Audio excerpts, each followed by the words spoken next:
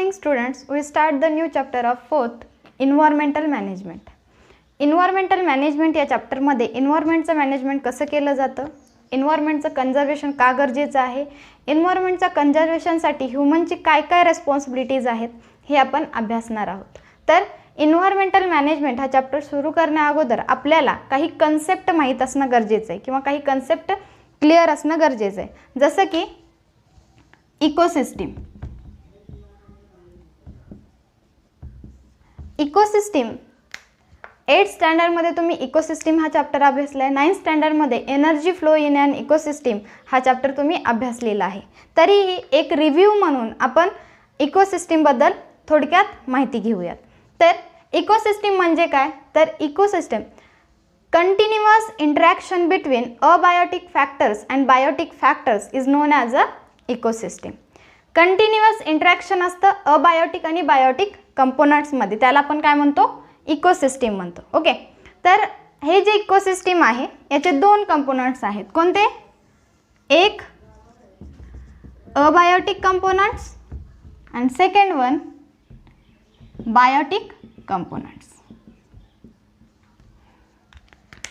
इकोसिस्टीमचे दोन कंपोनंट्स आहेत, कारण की अबायोटिक आणि बायोटिक हे दोन कंपोनंट्स आहेत आणि यांचंच काय असतं, कंटिन्युअस इंटरॅक्शन असतं, तर त्याला आपण काय म्हणतो, इकोसिस्टीम म्हणतो. तर अबायोटिक म्हणजे नॉन लिव्हिंग आणि बायोटिक म्हणजे लिव्हिंग. तर सर्वात पहिल्यांदा अबायोटिक कशाला म्हणतात आणि अबायोटिक म्हणजे काय असतं हे डिटेलमध्ये घेऊ आणि त्याच्यानंतर मग बायोटिककडे. तर अबायोटिक कंपोनंट्स जनरली जे काही कंपोनंट्स आहेत ते दोन फॅक्टर्समध्ये डिवाइड होतात. Abiotic components are divided into two factors. First one is a physical factor and second one is a chemical factor. आता फिजिकल फॅक्टर आणि केमिकल फॅक्टर अबायोटिक मधले काय आहेत आणि काय डिस्ट्रीब्युशन केले, तर फिजिकलमध्ये जनरली जे काही एअर आहे, प्रेशर आहे, टेम्परेचर आहे त्याला आपण काय म्हणतो, physical factors. For example air, pressure, temperature etcetera. Okay, त्याला आपण काय म्हणतो, फिजिकल फॅक्टर्स, जे की इन्व्हायरमेंटमध्ये आपल्याला प्रेझेंट दिसतात. जे की केमिकली मॉडिफाईड असतील त्याला आपण केमिकल फॅक्टर्स म्हणतो. ते पुन्हा दोन टाईप्समध्ये डिवाइड होत आहेत, दोन पार्ट्समध्ये डिवाइड होत आहेत. एक inorganic substances and second one is A organic substances. आता इनऑर्गॅनिक सबस्टन्सेस आणि ऑर्गॅनिक सबस्टन्सेस काय आहेत, जे की केमिकलमध्ये येतात. तर इनऑर्गॅनिक सबस्टन्सेसमध्ये जसे एक्झाम्पलमध्ये nitrogen, hydrogen, oxygen etcetera, calcium, iron, phosphate सगळेच जे की इनऑर्गॅनिकमध्ये येतात. तर ऑर्गॅनिक सबस्टन्सेसमध्ये काय येतात, for example proteins, fats, carbohydrates etcetera. Okay, तर सर्वात पहिल्यांदा लक्षात घ्या, इकोसिस्टीम जो की दोन कंपोनंट्सपासून किंवा दोन कंपोनंटच्या कंटिन्युअस इंटरॅक्शनपासून जो बनलेला त्याला आपण इकोसिस्टीम म्हणतो, ज्याचं कंटिन्युअस इंटरॅक्शन होतं. त्या इकोसिस्टीममध्ये जो अबायोटिक फॅक्टर आहे तो दोन अबायोटिक कंपोनंट आहे तो दोन फॅक्टर्सपासून डिवाइड झालेला आहे. दोन फॅक्टर्समध्ये डिवाइड होत असताना एक फॅक्टर जो आहे तो आहे फिजिकल फॅक्टर. फिजिकल फॅक्टरमध्ये जसे की एअर, प्रेशर, टेम्परेचर एक्सेट्रा येतं आणि केमिकल फॅक्टर्स हा पुन्हा डिस्ट्रीब्यूट होतो दोन टाईप्समध्ये, दोन सबस्टन्सेसमध्ये, जसे की inorganic substances and organic substances. Inorganic सबस्टन्सेसमध्ये नायट्रोजन, हायड्रोजन, ऑक्सिजन एक्सेट्रा आणि ऑर्गॅनिक सबस्टन्सेसमध्ये काय येतं, जे की कार्बन कंपाऊंडपासून फॉर्म झालेले आहेत ते आहेत proteins, fats and carbohydrate etcetera. तर हा झाला अबायोटिक पार्ट. आता आपण बायोटिककडे वळू. बायोटिक कंपोनंट्समध्ये जनरली बायोटिक कंपोनंटसुद्धा दोन पार्ट्समध्ये डिस्ट्रीब्यूट झालेले. एक autotrophic and second one is a heterotrophic. आता ॲटोट्रॉफिक आणि हेटेरोट्रॉफिक काय आहे. Autotrophic those organisms prepare their own food material, त्याला आपण काय म्हणतो, ॲटोट्रॉफिक. असे ऑर्गॅनिझम जे स्वतःचं अन्न स्वतः तयार करतात, ओके, त्याला आपण काय म्हणतो, autotrophics. Heterotrophics those organisms for the food depends on the other organisms. त्यांना आपण काय म्हणतो हेटेरोट्रॉपिक. म्हणजे असे ऑर्गॅनिझम जे अन्नासाठी दुसऱ्यावरती डिपेंड्स असतात त्यांना आपण काय म्हणतो हेटेरोट्रॉपिक्स. तर ॲटोट्रॉपिक्समध्ये जनरली आपल्याला माहीत आहे बायोटिक फॅक्टर्समध्ये जनरली आपण जे काही इन्क्लूड केलेले ते कोणते आहेत प्लांट्स आणि ॲनिमल्स. तर प्लांट्स ॲनिमल्स मायक्रोब्स हे काय येतात बायोटिकमध्ये येतात. ओके, त्याला आपण लिव्हिंग म्हणतो.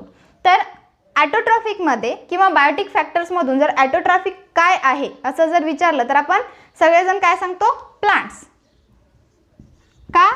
कारण की प्लांट्स हाच ऑर्गॅनिझम असा आहे जो की काय करतो जे काही फूड आहे ते स्वतःचं अन्न स्वतः तयार करतो. तो फूड स्वतः प्रिपेअर करतो. Okay, by the process of photosynthesis.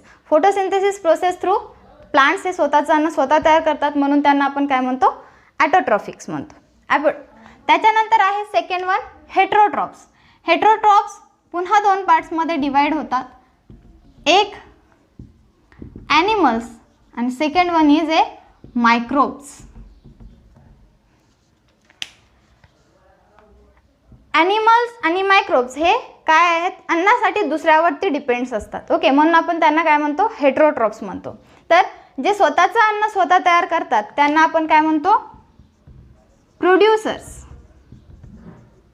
Ecosystem फॉर्मेशनमध्ये जी काही कन्सेप्ट आहे त्याच्यामध्ये प्लांट्सना आपण काय म्हणतो प्रोड्युसर्स, ॲटोट्रॉप्सना आपण काय म्हणतो प्रोड्युसर्स. तसेच जे काही हेटेरोट्रॉप्स आहेत ते पुन्हा डिवाइड होतात. जसं की ॲनिमल्सला आपण काय म्हणतो कन्झ्युमर्स, कारण की ते दुसऱ्यावरती डिपेंड्स असतात प्लांट्सवर पण ॲज वेल ॲज ॲनिमल्सवर पण. मायक्रोब्स जे की ज्यांना आपण डिकम्पोजर्स म्हणतो किंवा सॅप्रोफाइट्ससुद्धा म्हणलं जातं.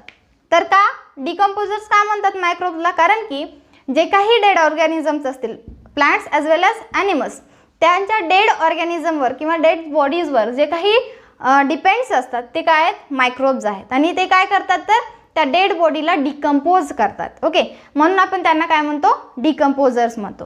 तर फॉर एक्झाम्पल कंपोजर्समध्ये फंजाय अँड बॅक्टेरिया.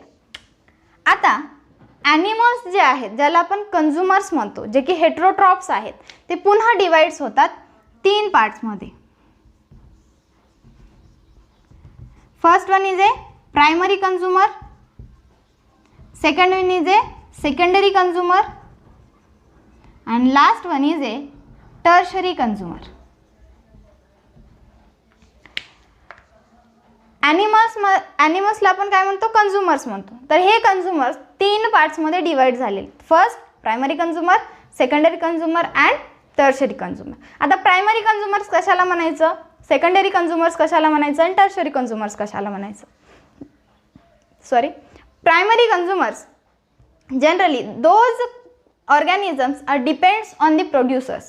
त्यांना आपण काय म्हणतो प्रायमरी कन्झ्युमर्स म्हणतो. असे ऑर्गॅनिझम जे की प्रोड्युसर्सवरती डिपेंड्स आहेत, प्रोड्युसर्सना फीड करतात त्यांना आपण काय म्हणतो प्रायमरी कन्झ्युमर्स म्हणतो. फॉर एक्झाम्पल जसे की प्लांट्स किंवा ग्रासेसला खाणारे grasshopper, rats, rabbits etcetera, deer. Okay, खूप सारे प्रायमरी कन्झ्युमर्स असे कन्झ्युमर्स किंवा असे ऑर्गॅनिझम्स जे की प्रोड्युसर्सवरती डिपेंड्स आहेत त्यांना आपण काय म्हणतो primary consumers. Second one secondary consumers. Secondary consumers those organisms are depends on the primary consumers. Secondary consumers असे ऑर्गॅनिझम जे की प्रायमरी कन्झ्युमर्सवरती डिपेंड्स आहेत. जे काही प्रायमरी कन्झ्युमर्स आहेत त्याला आणखीन एक नाव आहे हर्बिओर्स. हर्बिओर्स शाकाहारी, फक्त प्रोड्युसर्स ना खातात किंवा प्लांट्स ना खातात त्यांना आपण काय म्हणतो हर्बिओर्स किंवा प्रायमरी कन्झ्युमर्स. असे काय आहेत ग्रासहॉपर, रॅट्स अँड रॅबिट्स. पण सेकंडरी कन्झ्युमर्स जे की हर्बिओर्सवर प्रेझेंट आहेत किंवा प्रायमरी कन्झ्युमर्सवरती प्रेझेंट आहेत त्यांना आपण काय म्हणतो सेकंडरी कन्झ्युमर ॲज वेल ॲज कार्निओर्स. ॲज वेल ॲज कार्निओर्स मांसाहारी. सेकंडरी कन्झ्युमर्स हे हर्बिओर्सवर किंवा प्रायमरी कन्झ्युमर्सवरती डिपेंड्स असतात. सेकंडरी कन्झ्युमरमध्ये जसं की एक्झाम्पल म्हणून आपण घेऊ शकतो फ्रॉग, ग्रासहॉपरला ईट करणारे असतील आणि रॅबिट्सना किंवा रॅट्सना ईट करणारे किंवा फॉक्स एक्सेट्रा. ओके, त्याच्यानंतर लास्ट वन आहे टर्शरी कन्झ्युमर. टर्शरी कन्झ्युमर ज्याला आपण टॉप कार्निवोर सुद्धा म्हणून ओळखतो. Tertiary consumers those organisms are depends on the secondary consumers. असे ऑर्गॅनिझम जे की सेकंडरी कन्झ्युमर्सवरती किंवा कार्निवोर्सवरती डिपेंड्स आहेत. फॉर एक्झाम्पल म्हणून लॉयन और टायगर एक्सेट्रा. थोडक्यात काय तर इकोसिस्टीम ही काय आहे तर continuous interaction between abiotic and biotic factors किंवा कंपोनंट्स. तर अबायोटिक आणि बायोटिकचं कंटिन्युअस इंटरॅक्शन होतं त्याला आपण काय म्हणतो इकोसिस्टीम म्हणतो. तर अबायोटिक कंपोनंट्स काय आहेत तर त्याच्यामध्ये फिजिकल आणि केमिकल्समध्ये डिवाइड केलेले. फिजिकल्समध्ये एअर प्रेशर टेम्परेचर. केमिकल्स पुन्हा डिवाइड होतो इनऑर्गॅनिक आणि ऑर्गॅनिकमध्ये. इनऑर्गॅनिकमध्ये नायट्रोजन हायड्रोजन किंवा ऑक्सिजन एक्सेट्रा. ऑर्गॅनिकमध्ये जे की कार्बन कंपाऊंड्सपासून बनलेले आहेत जसे की प्रोटीन्स आहेत फॅट्स आहेत कार्बोहायड्रेट्स आहेत. हे झाले अबायोटिक. आता बायोटिकमध्ये आपण बघितलं अबायोटिक कंपोनंट्स पुन्हा दोन पार्ट्समध्ये डिवाइड होतात. एक ॲटोट्रॉप्स आणि दुसरा हेट्रोट्रॉप्स. ॲटोट्रॉप्स त्यांना म्हणतो जे स्वतःचं अन्न स्वतः तयार करतात. ओन्ली प्लांट्स कारण की फोटोसिंथेसिस प्रोसेस थ्रू प्लांट्सच काय करतात स्वतःचं अन्न स्वतः तयार करतात. त्यांनाच आपण प्रोड्युसरसुद्धा म्हणतो. हेट्रोट्रॉप्स पुन्हा दोन पार्ट्समध्ये डिवाइड होतो ॲनिमल्स आणि मायक्रोब्समध्ये. कारण की ॲनिमल्स आणि मायक्रोब्स हे अदर ऑर्गॅनिझम्सवरती डिपेंड्स असतात. तर ॲनिमल्सला आपण कन्झ्युमर्स म्हणतो आणि मायक्रोब्सला आपण डिकम्पोजर्स म्हणतो. मायक्रोब्सला डिकम्पोजर्स का म्हणतो कारण की डेड बॉडीजवरती ते काय आहेत डिपेंड्स आहेत आणि डेड बॉडीजला ते काय करतात डिकम्पोज करतात. ओके. तर ॲनिमल्स ज्यांना आपण कन्झ्युमर्स म्हणतो ते पुन्हा तीन पार्ट्समध्ये डिवाइड होतात. एक प्रायमरी कन्झ्युमर्स त्यालाच आपण हर्बिओर्स म्हणतो जे की प्लांट्सवरती डिपेंड्स आहेत. For example grasshopper. Secondary consumers ज्यांना आपण कार्निवोर्स म्हणतो जे की प्रायमरी कन्झ्युमर्सवरती डिपेंड्स आहेत. फॉर एक्झाम्पल फ्रॉग हा ग्रासहोपरला ईट करतो. थर्ड टर्शरी कन्झ्युमर्स जो की सेकंडरी कन्झ्युमर्सवरती डिपेंड आहे. फॉर एक्झाम्पल आपण लायन आणि टायगर घेतलेले. तर जे काही इकोसिस्टीमबद्दल जे काही जनरल इंट्रोडक्शन होतं ते आपण पाहिलेलं आहे. पण त्यांच्यामध्ये जे काही इंटरॅक्शन होतं त्याच्यासाठी एक एक्झाम्पल आपण पाहूयात. आपल्याला सगळ्याला माहीत आहे की साऊथ इंडियामध्ये जी काही साऊथ इंडिया साईड आहे तिथे पॅडी कल्टिवेशन जास्त प्रमाणात केलं जातं ज्याला आपण भाताची शेती असं म्हणून ओळखतो. बरोबर आहे. तर पॅडी कल्टिवेशनमध्ये जनरली काय आहे तर एक एरिया असतो. बरोबर आहे. तो पूर्ण चिखलाने भरलेला असतो. पूर्ण मड फॉर्मेशन केलं जातं आणि त्याच्यामध्ये भात कल्टिवेशन केलं जातं ज्याला पॅडी फील्ड्स असं म्हणतात. बरोबर आहे. बेस्ट एक्झाम्पल आहे साऊथ इंडिया साईडला पॅडी कल्टिवेशन केलं जातं. याच्यामध्ये आपल्याला माहीत आहे ही जी काही पॅडी आहे ज्याला आपण भाताची शेती म्हणतो जनरली कशामध्ये मोडतात तर ग्रासेसमध्ये मोडतात. हे प्लांट्स कशामध्ये मोडतात ग्रासेसमध्ये मोडतात. तर जे काही आहेत ते आहेत ग्रास. पण ग्रासला ईट करणारा जास्त प्रमाणात त्या एरियामध्ये ग्रासहॉपर्स असतात. मी इथं लिहिते हा आहे ग्रास. ओके. ग्रासना ईट करणारा तिथे काय जास्त प्रमाणात वाढतील हा झाला प्रोड्युसर. ग्रास काय आहे प्रोड्युसर कारण की तो काय करतोय ॲटोट्रॉप्स आहे आणि तो स्वतःचं अन्न स्वतः तयार करतो. ओके. तर ग्रासना ईट करणारे ग्रास हॉपर्स. ग्रास काय आहे प्रोड्युसर. ग्रासहॉपर काय आहे primary consumer. Okay. Primary consumer ग्रासहॉपरना ईट करणार म्हणजे इथे जर जास्त प्रमाणात ग्रासहॉपर्स वाढले ओके तर त्यांना ईट करण्यासाठी त्या मडमध्ये काय असतील फ्रॉग. ग्रासहॉपर्सना कोण ईट फीड करेल फ्रॉग्स. आणि फ्रॉग काय झाला सेकंडरी कन्झ्युमर.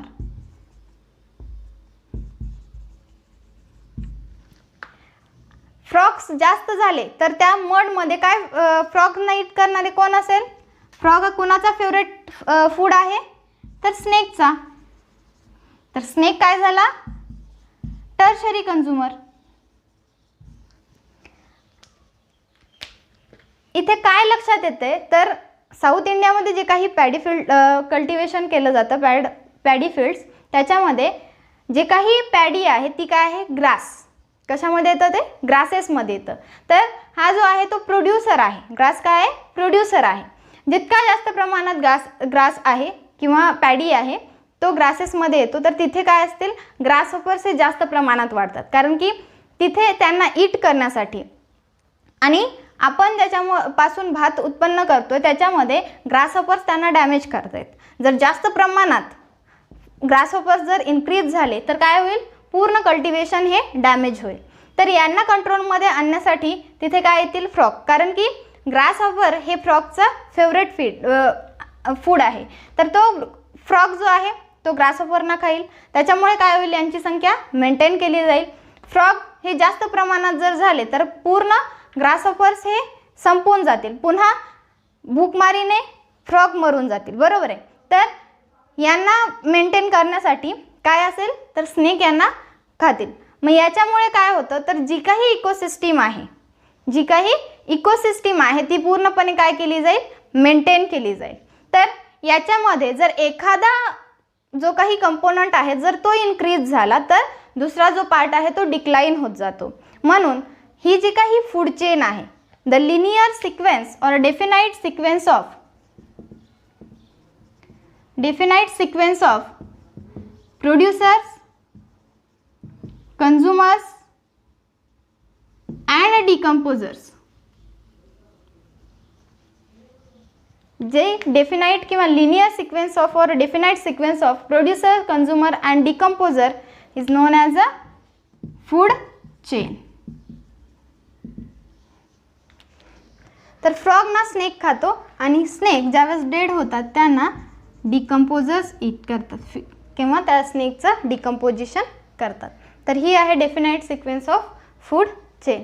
पण आपल्याला इथे सगळेच लिव्हिंग दिसत आहेत. तर नॉन लिव्हिंगचं इंटरॅक्शन कुठं येतं, तर जो काही ग्रास आहे, ग्रासहॉपर, फ्रॉग, स्नेक हे सगळे काय आहेत, लिव्हिंग आहेत, म्हणजेच बायोटिक आहेत. मग आपण सांगताना काय सांगितलं की इकोसिस्टीममध्ये interaction between biotic and abiotic factors. मग इथे तर सगळे बायोटिक दिसतात. तर अबायोटिकचं काय इंटरॅक्शन होतं इथे, तर हा जो ग्रास आहे तो आहे ॲटोट्रॉफिक. म्हणजेच काय, तर तो स्वतःचं फूड मटेरियल प्रिपेअर करतो. तर कोणत्या प्रोसेस थ्रू, फोटोसिंथेसिस थ्रू. तर फोटोसिंथेसिस प्रोसेस थ्रू ज्यावेळेस ग्रास हे ओन फूड मटेरियल प्रिपेअर करतो त्यावेळेस फोटोसिंथेसिस प्रोसेससाठी त्याला काय काय लागतं, ॲटमॉस्फिअरमधला कार्बन डायऑक्साईड, सनलाईट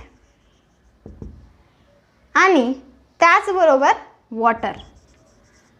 हे काय आहेत, अबायोटिक. म्हणजेच काय, तर या अबायोटिक फॅक्टर्सचा उपयोग करून ग्रास काय करतो, स्वतःचं फूड मटेरियल तयार करतो. म्हणजेच काय, तर हे अबायोटिक आणि हे बायोटिक, तर यांचं जे काही इंटरॅक्शन आहे त्याला आपण काय म्हणतो, इकोसिस्टीम म्हणतो. आणि जे काही प्रोड्युसर्स, कंझ्युमर्स आणि डिकम्पोजर्स आहेत यांची जी काही डेफिनाइट सिक्वेन्स आहे त्यांना आपण काय म्हणतो, फूड चेन म्हणतो. एक लिनियर सिक्वेन्स जी असते त्याला आपण काय म्हणतो, फूड चेन म्हणतो.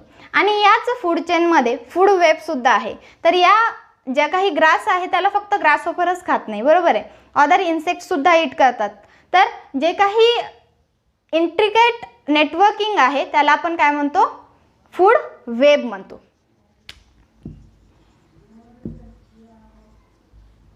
फूड वेब म्हणतो. तर फूड चेन किंवा फूड वेब किंवा इकोसिस्टीम याचा काय ताळमेळ लागतो, तर जेवढे काही आपण इकोसिस्टीम बघतोय त्याच्यामध्ये इन्व्हायरमेंटचं जे काही बॅलन्सिंग आहे ते कशामुळं मेंटेन केलं जातं, तर इकोसिस्टीममुळं.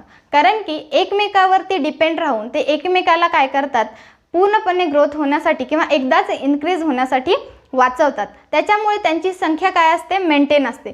जितकी जास्त त्यांची संख्या मेंटेन असेल तेवढं इकोसिस्टीम किंवा जी काही बायोलॉजिकल सायकल आहे ती काय असते, सुरळीत चालते, व्यवस्थित चालते. म्हणून जर या फूड चेनमुळे किंवा फूड वेबमुळे किंवा इकोसिस्टीममुळे काय होतं, तर इन्व्हायरमेंटमध्ये जे काही बॅलन्सिंग आहे ती मेंटेन केली जाते.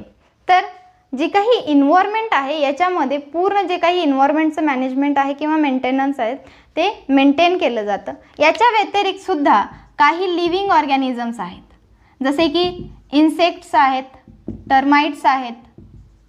ओके, हे ऑर्गॅनिझम कशासाठी आहेत? कॅटरपिलर्स आहे, इन्सेक्ट्स आहे, टर्माइट्स आहेत, हे सुद्धा लिव्हिंग ऑर्गॅनिझम्स आहेत. यांचा काय रोल आहे इन्व्हायरमेंटमध्ये? तर जनरली हे काय करतात, तर डर्टी प्लेसेसमध्ये राहतात आणि डिपेंड्स ऑन दी डर्ट. त्याच्यामुळे काय होतं, तर आपल्या इन्व्हायरमेंटमध्ये जे काही डर्टी प्लेसेस आहेत तिथे क्लिनिंग करण्यासाठी या ऑर्गॅनिझमचा किंवा या लिव्हिंग ऑर्गॅनिझमचा काय होतो, उपयोग होतो. म्हणून इकोसिस्टीम आणि जे काही फूड चेन, फूड वेब आहे याच्या थ्रू आपण काय करतोय, तर इन्व्हायरमेंटचं बॅलन्सिंग करतोय. तर याच्यानंतर पाहूयात the relationship between environment and ecosystem. Relationship between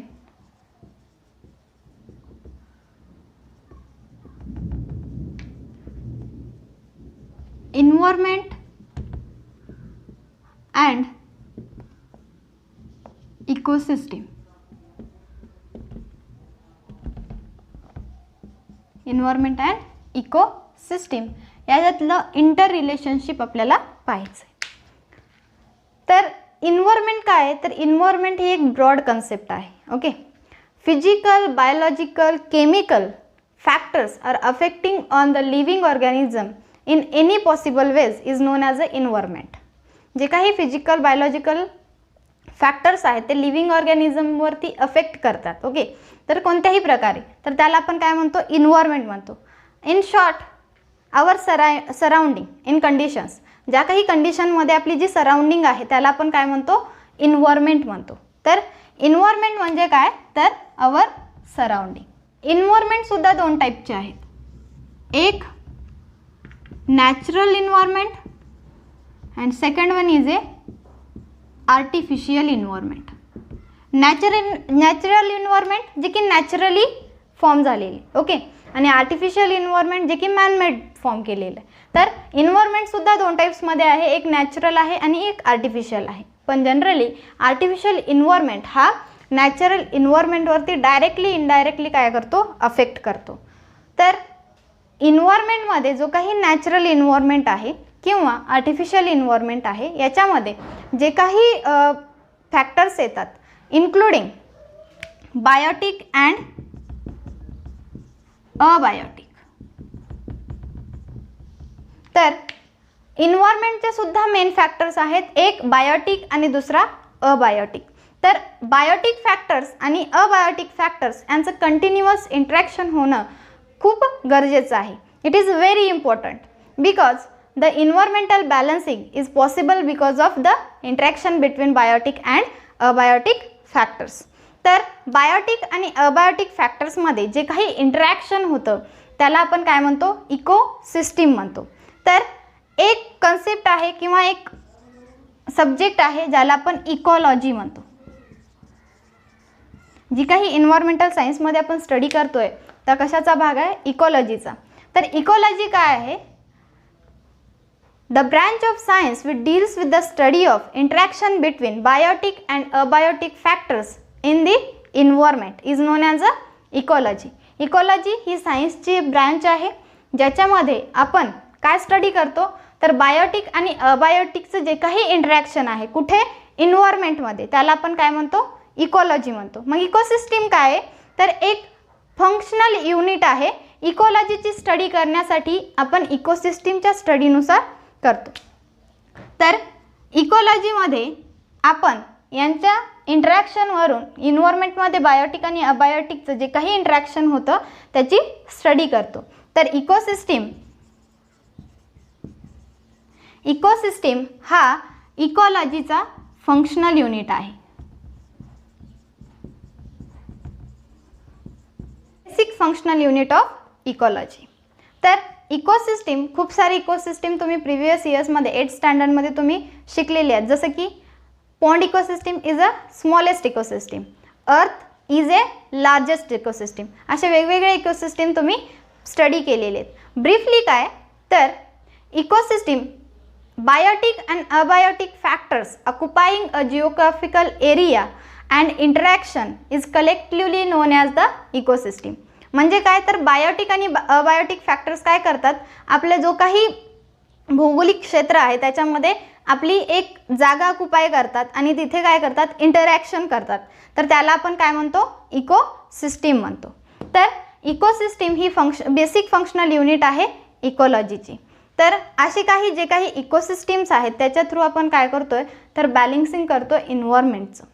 याच्यामध्ये आणखीन एक मेन आहे, इन्व्हायरमेंटचं बॅलन्सिंग करण्यासाठी खूप साऱ्या सायकल्स आहेत, जसे की कार्बन सायकल आहे, नायट्रोजन सायकल आहे, ऑक्सिजन सायकल आहे, एक्सेट्रा. हे पण आपण 9th स्टँडर्डमध्ये शिकलेले. तर कार्बन सायकल, नायट्रोजन सायकल किंवा ऑक्सिजन सायकल, जसे इकोसिस्टीम हा बॅलन्सिंगसाठी सपोर्ट करतो इन्व्हायरमेंटमध्ये, तसंच अशा काही सायकल्स आहेत त्यासुद्धा इन्व्हायरमेंटच्या बॅलन्सिंगसाठी खूप महत्त्वाच्या आहेत. इन्व्हायरमेंट आणि इकोसिस्टीमचं रिलेशनशिप जर बघितलं तर काय, तर इकोसिस्टीम हा इन्व्हायरमेंटला मेंटेन करण्यासाठी किंवा इन्व्हायरमेंटचं बॅलन्सिंग करण्यासाठी खूप महत्त्वाचा पार्ट आहे. तसंच अशा काही सायकल्स आहेत त्यासुद्धा इन्व्हायरमेंटचं बॅलन्सिंग करतात. तर ह्या ज्या काही इकोसिस्टीम आहे किंवा अशा सायकल्स आहेत, जसे की इकोसिस्टीम बरोबरच फूड चेन आहे किंवा फूड वेब आहे, ह्यासुद्धा सिस्टीम्स काय करतात, तर इन्व्हायरमेंटमध्ये जे काही बॅलन्सिंग आहे ते मेंटेन करण्याचं काम करतात. It is a very important for the environmental management. तर सर्वात महत्त्वाचे जे काही आपण पाहिले त्याच्यामध्ये इकोसिस्टीम हा इन्व्हायरमेंटचा बॅलन्सिंगसाठी खूप महत्त्वाचा पार्ट आहे. त्याच्यानंतर आपण म्हणजेच human existing is not possible without nature. नेचरशिवाय ह्युमनचा एक्झिस्टन्स काहीच महत्त्वाचं नाही आहे किंवा नसल्यासारखं आहे, कारण की नेचर आहे म्हणून ह्युमन जिवंत आहे किंवा मानव जिवंत आहे. तर मानवाचं कर्तव्य आहे किंवा मानवाची मेन रिस्पॉन्सिबिलिटी आहे की तो काय करायला पाहिजे, तर इन्व्हायरमेंटचं बॅलन्सिंग हे व्यवस्थित ठेवायला पाहिजे. खूप साऱ्या अशा गोष्टी आहेत ज्या नॅचरपासून आपल्याला भेटतात, त्या आपण काय करतोय, त्याचा अतिरिक्त वापर करतोय आणि त्या नष्ट करण्याच्या मार्गापर्यंत जात आहेत आणि त्याच्यामुळे काय होतं, तर इन्व्हायरमेंटचं बॅलन्सिंग हे मेंटेन होत नाही. फॉर एक्झाम्पल मी तुम्हाला इकोसिस्टीम शिकवत असताना सांगितलेलं की इकोसिस्टीममध्ये जर एखादा कोणताही कंपोनंट किंवा एखादा कोणताही फॅक्टर हा जर इन्क्रीज झाला तर दुसरा काय होतो, डिक्लाइन होतो. त्याचप्रमाणे ह्युमन काय करतोय, नेचरपासून आपल्याला जे काही प्रोडक्ट्स भेटतात ते उत्पन्न करण्यासाठी नेचरचा अतिरिक्त वापर करतोय आणि त्याच्यामुळे इन्व्हायरमेंट हा डिक्लाइन होत चाललाय. त्याच्यामधला कोणताही एक फॅक्टर आपण जास्त प्रमाणात वापर केला तर दुसरा फॅक्टर काय होतो, डिक्लाइन होत जातो किंवा नष्ट होण्याच्या मार्गावर राहतो. म्हणून ह्युमनची मेन रिस्पॉन्सिबिलिटी काय आहे, तुम्ही नेचरचा उपभोग घ्या, पण त्याचसोबत त्याच्या बॅलन्सिंगसाठी तुम्हाला काय करता येईल हे सुद्धा खूप महत्त्वाचं आहे. म्हणून इन्व्हायरमेंटल मॅनेजमेंट या चॅप्टरमध्ये आपण इन्व्हायरमेंटचं मॅनेजमेंट किंवा इन्व्हायरमेंटचं बॅलन्सिंग कसं ठेवलं जाईल हे शिकणार आहोत. तर आजच्या पार्टमध्ये आपण काय पाहिलं, तर इकोसिस्टीम म्हणजे काय, इकोसिस्टीमचे काय काय कंपोनंट्स आहेत आणि त्याचबरोबर फूड चेन काय आहे, फूड वेब काय आहे याबद्दल माहिती घेतली आणि इकोसिस्टीम, फूड चेन आणि फूड वेब यांचा काय रोल आहे इन्व्हायरमेंटल मॅनेजमेंटसाठी तो आपण पाहिला, म्हणजे बॅलन्सिंगसाठी. त्याचबरोबर सायकल्स ज्या की आपण 9th मध्ये पूर्ण अभ्यासलेले आहेत, यांचासुद्धा मेन रोल आहे केमिकल सायकलचा सुद्धा, कशासाठी, तर इन्व्हायरमेंटच्या मॅनेजमेंटसाठी. आणि त्याचबरोबर इन्व्हायरमेंटमध्ये सुद्धा 2 पार्ट्स आहेत, एक नॅचरल इन्व्हायरमेंट आणि एक आर्टिफिशियल इन्व्हायरमेंट. पण आर्टिफिशियल इन्व्हायरमेंट हा नॅचरल इन्व्हायरमेंटवर अफेक्ट करतो आणि त्याच्यामध्ये इन्व्हायरमेंटचे सुद्धा मेन फॅक्टर्स आहेत 2, ते की अबायोटिक अँड बायोटिक. याचबरोबर यांचं जे काही इंटरॅक्शन होतं ती आपण एका स्पेसिफिक सब्जेक्टमधून शिकतो, ज्याला आपण इकॉलॉजी म्हणतो. इकॉलॉजी ही सायन्सची ब्रँच आहे ज्याच्यामध्ये जे काही इंटरॅक्शन होतं इन्व्हायरमेंटमध्ये बायोटिक अबायोटिकचं, त्याची स्टडी केली जाते आणि त्याच्याचमध्ये इकोसिस्टीम हा त्याचा बेसिक फंक्शनल युनिट आहे, हे आपण आत्ता अभ्यासलेलं आहे. तर पुढचे जे काही पार्ट्स आहेत जसं की environmental conservation, need of environmental conservation, हे आपण पुढच्या पार्ट्समध्ये पाहू.